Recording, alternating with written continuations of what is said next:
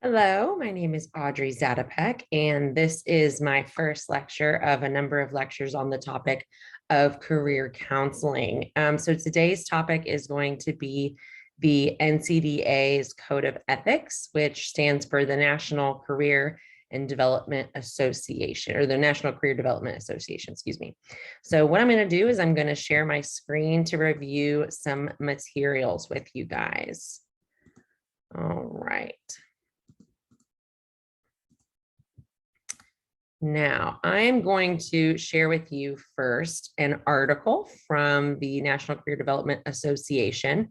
This is actually a very wonderful website where you can find a number of articles through the search feature here on the topic of career counseling. So if this is an area of counseling that you perhaps want to specialize in, or maybe you just really want to learn more about it, this is a great website for that. And you can also join the NCDA or TCDA, Texas Career Development Association, if you're interested in learning more about that. So this is a career convergence web magazine for NCDA. And what I'm going to go over with you guys here is what does the NCDA Code of Ethics call for? Because the most recent version of the NCDA Code of Ethics came out in 2015. And so this article came out in 2016 just to talk about it a little bit more. So I'm going to zoom in a little bit here, make this a little bit more easy to read along. And I will post the link to this article in the description of this YouTube video. So what does the NCDA Code of Ethics call for? So writing about higher education in the 21st century, Zakaria and Warren state, in the journey of becoming a professional, a person learns skills important for the specific profession. Counseling ethics education is one of the most important areas of knowledge acquisition in the counseling profession. And absolutely, that is so true. It is one of the most important because it's like the guiding hand to what we can and we cannot do. A code of ethics, that's what it does, is it helps us to know what is ethical, what is okay, what is acceptable, and what is not, right? Codes of ethics must evolve to meet changing times, such as developments in information and communication technology, and serving different populations, such as those with special needs. But as Wellful wrote, the ethical codes and guidelines are not dry intellectual documents, but rather they represent the passion and commitment of the profession to serve the public well, right? So ultimately, what does it mean to be ethical? Right? Let's sit with that for a second. What does it mean to be ethical? What does it mean to be professional? Right? So being ethical, falling within the bounds of what is okay, falling within the bounds of morality and good behavior, right? What is professional? It's reflecting your profession in a positive way where you are respectful to colleagues and to clients and to anyone you come into interaction with within a relationship related to the work that you do, right? So what does it mean to be a professional? Do you know what the NCDA Code of Ethics calls for in any given situation? Do you know when to consult the Code of Ethics to seek assistance? The NCDA revised its Code of Ethics in 2015. And while every NCDA member should consult the entire code on an ongoing basis, this article provides a brief overview. So I'm not going to go code by code through the entire NCD Code of Ethics. It's really important that each of you reads the entire code top to bottom, and it shouldn't just be a one-time event, right? Ideally, by the end of your counseling career, you'll have read this code of ethics as well as the ACA Code of Ethics, which is the American Counseling Association's ethics code, at least maybe 2 or 3 times. Because ultimately, if you don't know what you are and are not allowed to do as a counselor, what do you think you might be prone to doing? Things you're not supposed to do, right? So it's really important that I'm just driving this home. It is so important for y'all to know your code of ethics and to read it thoroughly and closely with great detail. Because ultimately, we want to go out in the profession and we want to be healthy practitioners. We don't want to add to people's problems. We want to help alleviate them. And this code of ethics, as well as the ACA Code of Ethics, are things that can help you with knowing how to do that, knowing how not to add to your client's issues and help avoid adding to your client's issues. So the first section of the code covers the topic of professional relationships, differentiating between career planning and counseling. It notes career professionals' obligation to only provide services within the scope of their professional qualifications and to keep appropriate records. This is so important, right? So whether it's related to career counseling or trauma or an anxiety disorder or an intellectual developmental disorder, autism spectrum disorder, trichotillomania, whatever it is, if you've never gotten training on it, if you don't know anything about that, your client needs to know that, right? Inform them, hey, I don't know anything about trichotillomania, which maybe if you're watching this, you don't know that yet either, and that's okay, you're learning. Trichotillomania is an anxiety disorder where you pull out hair on your body out of anxiety as a form of getting relief. So it might be pulling out eyebrows, might be pulling out eyelashes, hair on the head, legs, arms, any of those different places. And it can even lead to bald spots because the pulling is so much, right? So if you don't know anything about trichotillomania, you need to let the client know that so that they know that, oh, my counselor doesn't know anything about that. And you can offer, I'm capable of doing the trainings necessary to learn how to treat this, or I don't have the ability to get trainings on how to treat this, or what would you like to do? Would you like me to provide you some referrals to people that specialize in this? Would you like me to do the work to try to learn this? What are your thoughts? What are your feelings? And I had a client that had a diagnosis I'd never worked with before, and it was 8 months of working together before it was ever discovered. It was dissociative identity disorder, which is formerly multiple personality disorder. And that's 8 months of rapport building, which rapport is the relationship that you have with a client. You know, is it strong? Is it soft? Is there trust? Is there comfort being vulnerable, right? And so 8 months into the relationship, this client didn't want to have to go retell all her stories to somebody else, right? And so I told her, I said, I don't know anything about this diagnosis. What would you like me to do? And she told me, I want you to do the learning, but you have to do the learning. And so I did. And as you'll learn about me through my lectures, probably dissociative identity disorder and dissociative disorders are a passion for me. And they're what I'm hoping to do my dissertation on in my PhD program. Which I forgot to introduce myself. I just realized. So I'm going to put a pin in this for 1 second. So I stopped right here.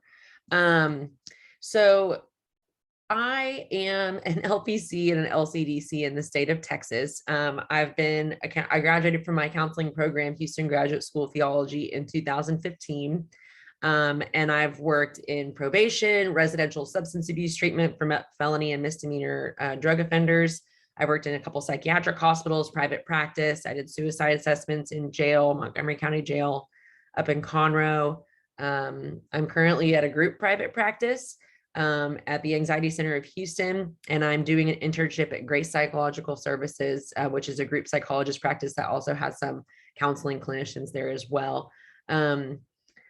I specialize in addictions. I've seen almost anything you can find in the DSM. Haven't had a ton of exposure to autism spectrum disorder or intellectual developmental disorders, but addictions and trauma and complexity, that's like my niche, what's my specialty. And so if you ever have questions about anything related to what I just said, you can ask Dr. Whitaker for my email, or maybe she already gave it to you guys. I don't know, but yes, Audrey Zatopek, hello. And I'm like a counselor. I forgot to share my credentials. I apologize. But yes, continuing on.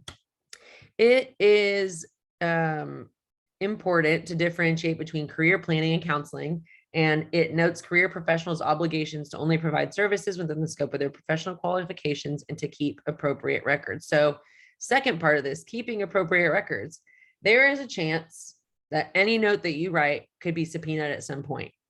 And so for me, I really like to think about writing my notes in that way, where it's like this note could be read in front of a courtroom one day on a projection screen, and I'm going to write this note like that might happen. And it makes me check my spelling, it makes me check punctuation, it makes me reflect on,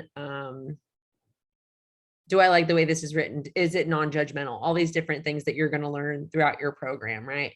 So appropriate records are really important. The code also reminds us of the importance of developmental and cultural sensitivity and of the need to assure that clients understand confidentiality and its limitations, including involving in the decision-making process those individuals who might be unable to give consent because of their age, which is common in K through 12 settings, or other factors like if they have severe autism and maybe they're nonverbal, things like that.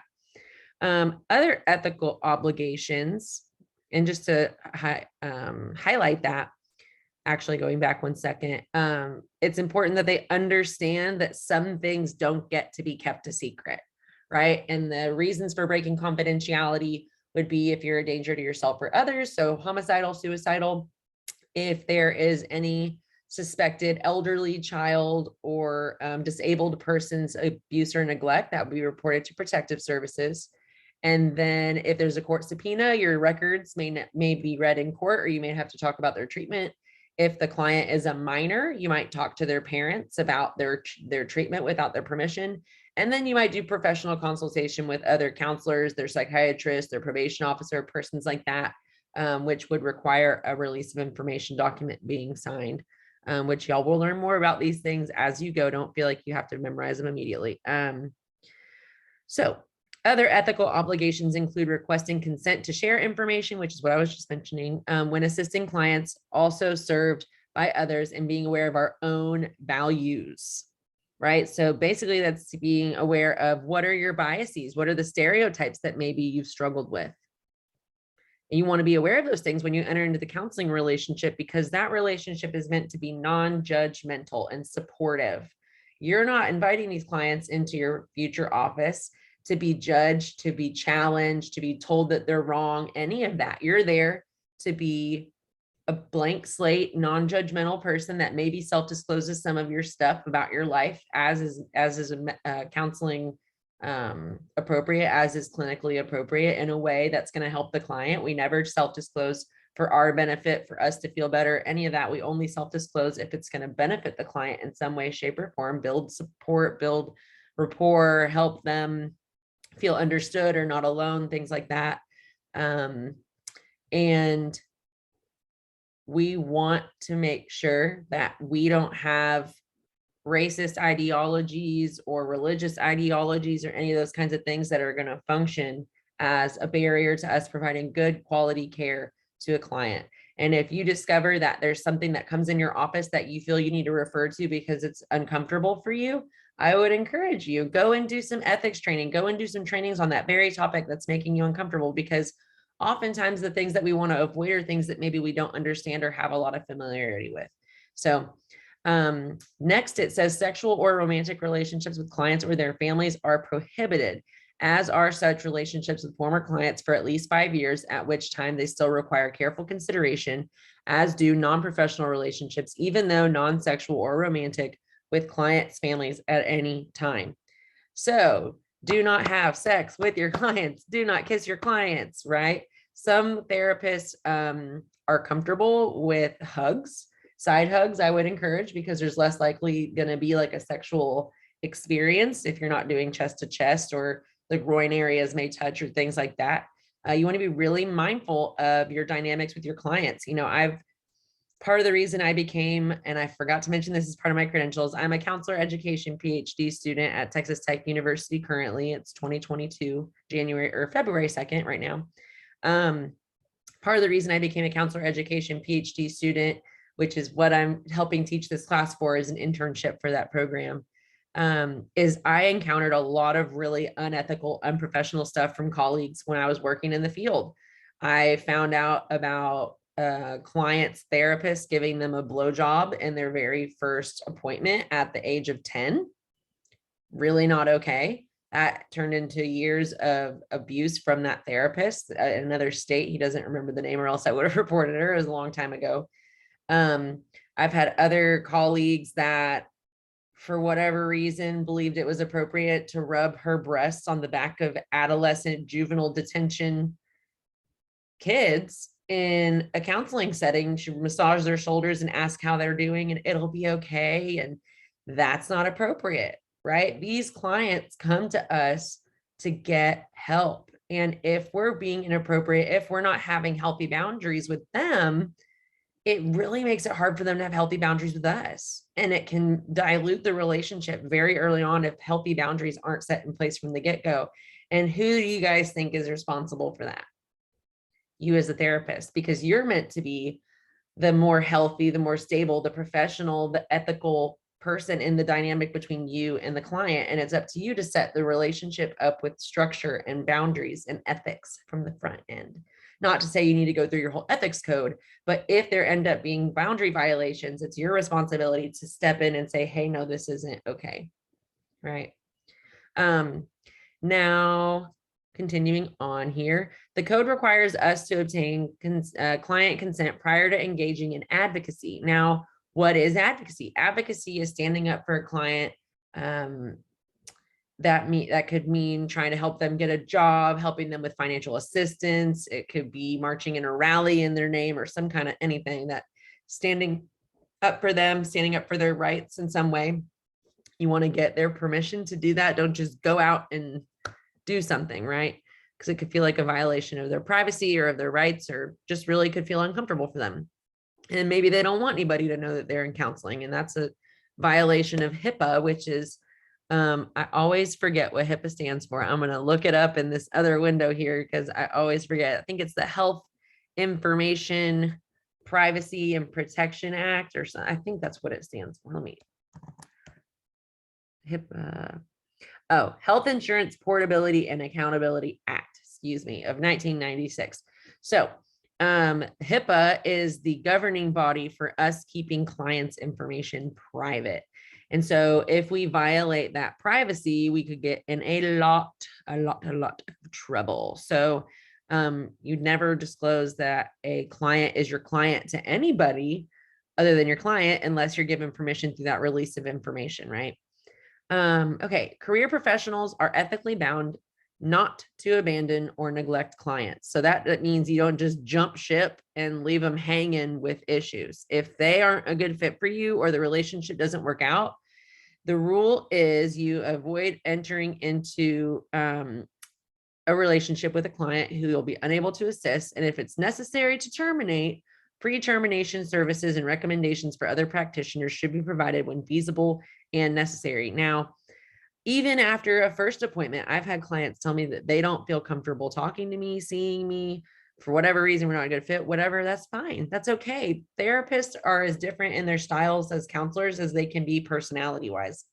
And so maybe you're not the best fit for everybody. That's okay. It doesn't make you a failure. It just means maybe not the best fit for that person. That's okay. There's a rule of 3, and I'm pretty sure Dr. Whitaker would resonate with me on that. There's a rule of 3 that you always want to provide at least 3 referrals for any client that you're not going to continue to see. It's a CYA type thing, cover your CYB, cover your booty type of thing, right? Where you're making sure this client gets care and they're not being abandoned, which would be malpractice for you to just abandon someone that's opened up to you and seeking help. That's malpractice. That's how you get a lawsuit. You're not providing those things. Continuing on, confidentiality as a matter of ethics. So regarding confidentiality, we are called on to recognize different cultural views toward information disclosure and to engage in ongoing discussions with clients regarding information sharing. Career professionals are also reminded to solicit private information only when it is beneficial to the working relationship. There are confidentialities and exceptions in accordance with laws, state laws, such as deceptive child or elder abuse, or when a client has communicable life-threatening condition and may infect an identifiable third party. You guys will learn more about this when you take an ethics course, but if you're faced with a court order disclosure, you have to take steps to limit as narrowly as possible and whenever possible, inform clients before disclosing. So if capable, you want to get the client's consent to be able to give documents to a court, right?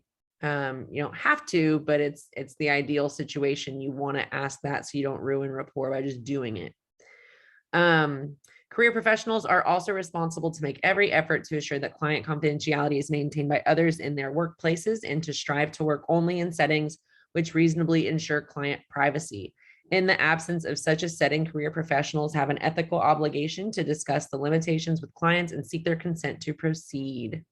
We are also obligated to take precautions to assure confidentiality of information transmitted through any medium. So that means we use our fax machines, if we still have them, responsibly. We email responsibly. We use encrypted systems in order to transfer information digitally to make sure that documents are protected and safe, right?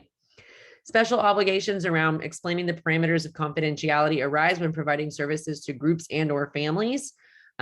So with groups, special obligations around explaining. So you have to explain to, let's say you're doing group counseling, there's 10 people in the room. You have to explain to them that anything that you 10 folks in this group today are sharing with me, I will keep confidential. However, because we're in a group setting, I cannot guarantee confidentiality because these 10 individuals are in charge of themselves and they choose to disclose or not disclose things about their life. I cannot control you, but I strongly urge you and ask that you would keep confidentiality of this group and that nothing shared in this room goes outside of this room to respect the privacy and vulnerability that is being shared in this room, right? So that's a special case. And then with families, right? If you have to meet with one or more of the members individually, maybe there's a rule about, even if you meet with me individually, that material can still be brought up when the whole family's in the room, right? So things like that. Or if you're working with a couple, you might have a rule about no secrets. And if you meet with me individually, we're going to disclose what you tell me individually to your partner, whatever that is. But you would put that in what's called your confidentiality paperwork. Also, practitioners should clearly identify the client and discuss expectations and limitations of confidentiality with them as well. So who is the client in a couple? Is it the husband, the wife, the wife, the wife, the husband? Who is it? Well, client is the couple. But usually if you're using insurance, it's going to make you pick the wife or the husband as the primary. And then in family counseling, who is the client? Is it mom? Is it dad? Is it one of the kids? Is it mom, dad? Who is it? The family is your client. So everything you're doing should be to serve the family unit. But insurance, again, may ask you to identify a single individual for charging purposes. Now, here's a fishy situation. You may not know the answer. If you work for the probation department and you have a DWI offender that you're serving as a counselor, who is your client in that dynamic? The court, right? You're working with the probationer, but the court is your client. You're serving them by working with the probationer. So there's some different dynamics like that can be a little fishy, but it's important to know who's the client so you know who you are honoring, who you are prioritizing when you do the work that you're doing, when you write the notes that you're writing, right? When serving minors or adults who lack the capacity to voluntarily consent, providers discuss their role with their parents or other legal guardians and are always sensitive to issues of culture as well as client welfare, right? So you want to be mindful of client welfare and be mindful of cultural dynamics that may exist, like machismo or matriarch family dynamics, or patriarch, or the elderly or hold more of the power in the family system, or whatever, these different kinds of things. So you just want to be mindful of these things when working with kids or special populations. Working with within our competencies. So I've kind of already hammered at this a little bit, but here's a little bit more. Career professionals must provide reasonable access to records, limiting access only when there is compelling evidence that it would cause harm and in accord with relevant statutes, which must be accordingly documented. So I recently, in the last year, asked a lawyer that is a lawyer for counselors about this question. I said, so, I know that in the code of ethics, it talks about not releasing documents to the extent that they'll be harmful to the client if they read them. I said, when does that apply? I said, because HIPAA says no, they get everything. And she said, well, you have to be mindful of whether is it going to jeopardize this person's mental stability? Are they going to try to commit suicide over what the notes say? And if you know your client well to know that that might happen, that might be something that you might redact and cross out. But this is something, again, y'all are going to learn a lot more in your program as you continue. So don't stress about knowing all the ins and outs of every special situation, but that's just something to know, right? Like things like that. It says only in the case where it would cause harm. Well, what does that even mean? And so you can talk through that in your ethics course to gain more clarity of these kinds of difficult situations. When providing access, we additionally provide assistance in interpreting records. So if English isn't their first language and your notes are in English, you can help with interpretation. You can invite an interpreter, or you can maybe use a translator online, different things like that. Following service termination, which means after you've ended your counseling relationship with a client, records should be stored in a manner that allows reasonable access, but providers are also encouraged to purge and dispose of files in timeframes called for by governmental and or institutional regulations. So for minors, the rule is 5 years past the date they turn 18. And make sure that I have this remembered right. I believe it's 5 years also for adults. Keep records in Texas. So let me double check this. 7 years, excuse me. So it's not 5 years, it's 7 years beyond the date that minors turn 18. It's also 7 years for adults. So if you have an electronic system, you would keep that electronic system. And if you're using paper documentation, 7 years. Now, what is the rule about storing the notes that are paper? You may or may not know the answer to that question, but it is behind 3 locks. So the lock to the office, the lock to the closet, the lock to the filing cabinet. There's your 3 locks. You got to have 3 locks to get to paper documentation. Excuse me. So the code also has sections regarding research and consultation, including obtaining consent and assuring privacy if research is done. Research and consultation, huge part of what we do as counselors. We're using research-backed interventions with our clients. And so it's important for us to be abreast and aware and in the know about recent research for different issues that we might be treating, right? If new research is coming out about bipolar disorder and you specialize in treating bipolar disorder, you want to be reading that research, whether it's through Google Scholar, or if you guys, I don't know if you get to keep your library rights to U of H after graduation, but using the database through U of H or some other medium, that's important to know. And then consultation, that's talking with other professionals about case difficulties anonymously, of course. You're not going to violate HIPAA or their privacy, confidentiality. But consulting with your supervisors or your bosses or your coworkers or other counselors or things like that, those are important things to do. And there's definitely information about that in the NCDA Code of Ethics, including obtaining consent and assuring privacy if you should do research, because you can do research as a counselor, and if you should do consultation, right? There is an ethical obligation to only practice within the boundaries of our competence and only accept positions for which we qualify. So if a job is saying in the description, you need to have been an LPC for 7 years and you've been an LPC for 1 year, would you qualify? No, because you need that other 6 years, right? Ethical providers must continually monitor their effectiveness, consult, and engage in continuing education. So for an LPC, every 2 years, you have to do 24 hours of continuing education, 6 of which have to be ethics, 1 of which has to be human trafficking, CE. And then for an LCDC, which is a licensed chemical dependency counselor, it's 24 hours. And I think it's 15 of which have to be drug, alcohol, substance abuse related. Also has the human trafficking requirement as well as the ethics requirement. And I'm not an LMFT, so I'm not 100% sure of their requirements, but it's easy to look up LMFT CE requirements Texas on Google. So ethical providers must continually monitor their effective and do those things. We must take care if advertising and take reasonable measures to assure the accuracy of other statements about us. We are prohibited from using our places of employment or institutional affiliations to recruit clients without permission. So if you're advertising, be careful what you say, right? There is no guarantee that counseling can help or fix anybody.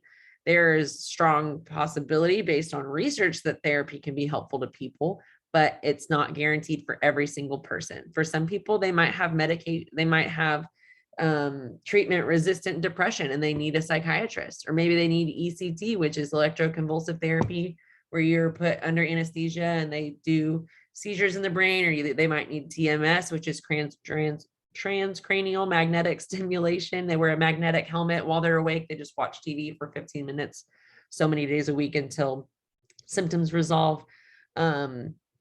So be careful what you're advertising. You don't want to lie. You don't want to oversell because it could get you in trouble. And then also, we are mandated to disclose if we're using our own products or training events, and must accurately represent such matters as such things as credentials, educational degrees, and professional memberships. So, hey, I have this book. You don't have to buy it in order to do therapy with me, but if you're interested, here it is, right? You don't push it on people. You don't require it. You don't demand it. You don't force clients to buy things that you have written or that you've made. And then you always have to make sure your licensure is hung on the wall in your office, visible to see. And you also have to make sure that the number to contact the state board to make complaints is always visible. Those are your two things: your license or licenses, if you get more than one, and the number to contact the board to complain. And you also want to accurately represent any professional membership. So if you're a member of ACA, if you're a member of TCA, Texas Counseling Association, or TCA, or the TCD, Texas Counseling Development Association, right? So the Code of Ethics specifically prohibits sexual harassment. It calls on career professionals to use techniques, procedures, modalities that are grounded in theory, there's that research again, and considered to be established professional practices. Nonetheless, we are also called upon to be respectful of different approaches to career services. Additional obligations include alerting employers to inappropriate policies and practices and attempting to change them. So advocating for goodness in the profession. However, when it's not possible to do so, providers are called upon to take additional steps, including, if necessary, voluntary termination of employment. So if you're working somewhere where it is janky and it is not okay, and they are unprofessional and they are unethical, you might just need to leave so you don't get yourself in hot water and fall into a trap of getting in trouble with everybody else, is what that's saying. And, arguably, I would say I would rather not work somewhere and be unemployed than work somewhere where I'm more likely to get in trouble, maybe lose my license forever. That's the way my brain thinks. But to each their own. You can learn your life lessons how you'd like to. Okay, assessment, evaluation, and resolving ethical conflicts. We're almost to the bottom here.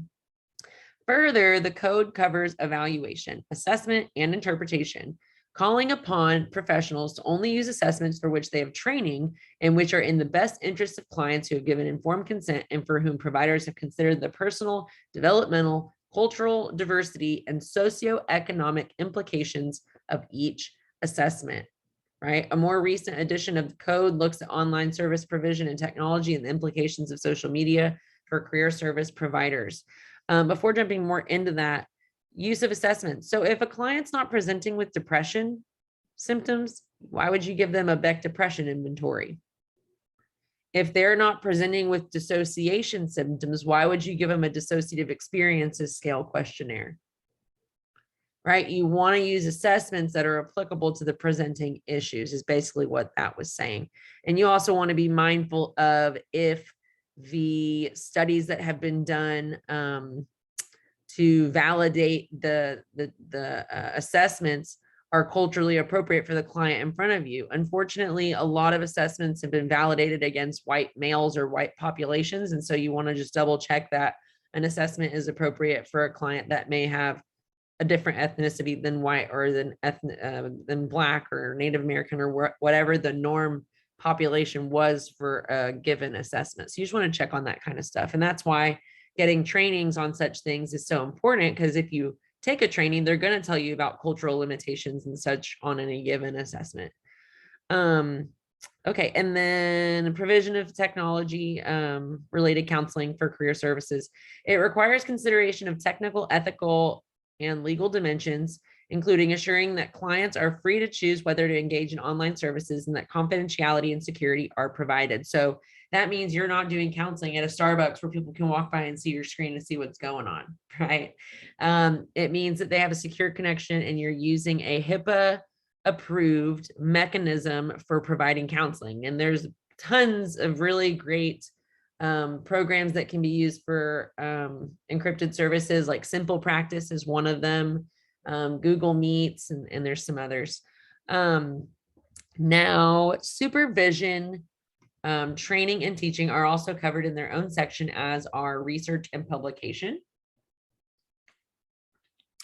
And the code of ethics concludes with the section on resolving ethical issues, explicating the need to incorporate ethical practice into daily work through understanding of the NCDA code and those of other applicable professional or regulatory organizations.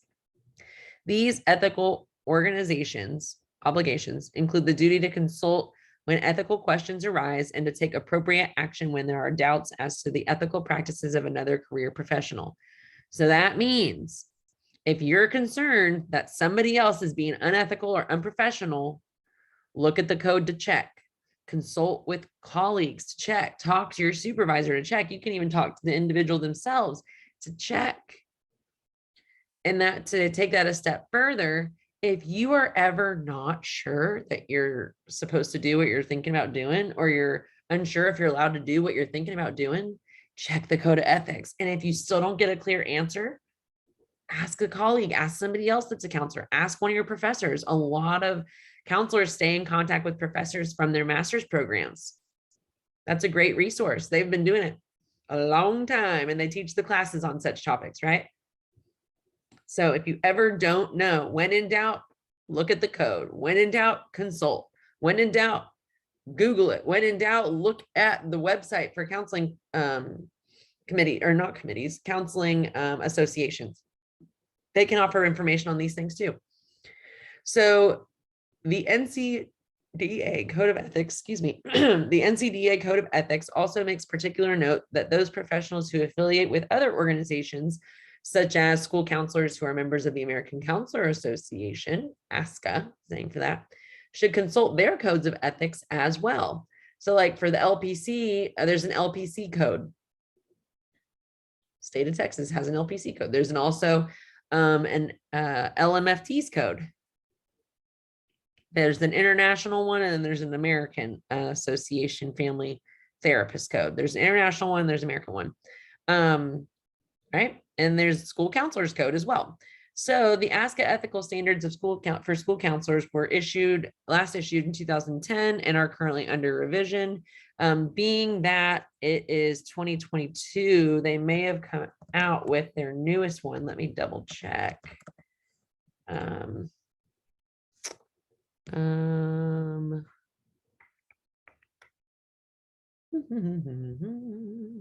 Didn't pop up on the first search. 1 second. Yes, most recently published in 2016. So they've since written another one. So that's not accurate. It's actually 2016. And if you go back to the top of this article was written in 2016. So they published it later that year. Okay, going back down here. And it's as Michaela, I'm not sure how to say that, wrote in her casebook study on the previous revision of the NCDA Code of Ethics. Code of Ethics have considerable educational and advocacy value. Yet harnessing that value requires an active reflection and integration of the code within practice. So as I said at the very beginning, this code is something that offers boundaries for what you are and are not allowed to do, what you should and should not do. They're not laws, but they're very, very, very, very strong recommendations that are made in an effort to help prevent malpractice lawsuits and clients suing you, right? Something that's, I think, really important to look at is just the comparison of this code. Okay, here is the index table of contents for the NCDA Code of Ethics. So you see the professional relationship, confidentiality, privilege, communication, privacy, professional responsibility, all these things here, right? You see all these. If you look at the ACA Code of Ethics, it's almost exactly the same. Well, wait a minute, what's different? Okay, almost all of this is present in the NCDA Code of Ethics, but the difference is Section A. There's no counseling relationship section. interesting considering you're a counselor in this. So it doesn't mean it doesn't cover the material, but it might just be in a different category. But you see how they're set up a little bit different here. So it's really important that, ACA is the governing body of the, counseling association. And it's what we ultimately overarchingly abide by. But if you have a particular license, you want to look at that too. And I'm a believer in the more rules you're given, the more easy it is to know what you're not supposed to do. And the more you can be somebody that follows the rules and doesn't get in trouble. So I would say the more you can access, the better. And there are other ethics codes that you may be exposed to during your time during the U of H's program, but these are just two starting places. And like I said, I really hope that you guys will read these 2, 3, 4, 5, 20 times. The more you know this, the more comfortable you'll be in your counseling shoes, the more comfortable you're going to be as a counselor in general. So I'm going to put the links for both of these codes into the comment section. I'm also going to put the link for this article that I share with you in the comment section. If you have any questions, comments, concerns, please feel free to leave them in the comment section. And as a final thought, I would love for you to leave a comment in the comment section to let me know what you thought of this, what's something that stuck out to you, something that was maybe surprising, something that you liked, something that you're worried about. I would love to get some interaction from you guys on this video platform. So have a wonderful morning, afternoon, night, whatever time it is that you're watching this, and I'll see you in a future lecture. Thanks for your time. Bye.